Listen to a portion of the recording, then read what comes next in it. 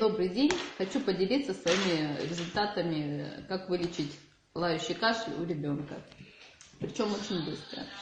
Так как мы ходим в сад, естественно, нам приходится обращаться в больницу. Мы пошли в больницу, врач нас послушала и назначила антибиотики. Но я прекрасно понимаю, так как у нас температуры нет, смысл пить антибиотики, то есть губить наше здоровье.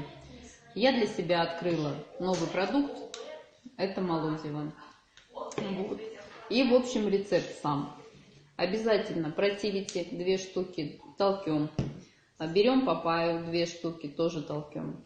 Высыпаем 2 капсулы молозива и 2 капсулы парафайта.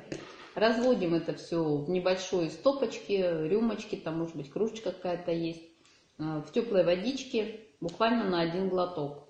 И даем выпивать. Через каждые 2 часа повторяем эту процедуру.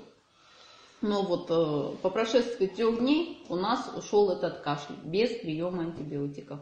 Всем здоровья, пока!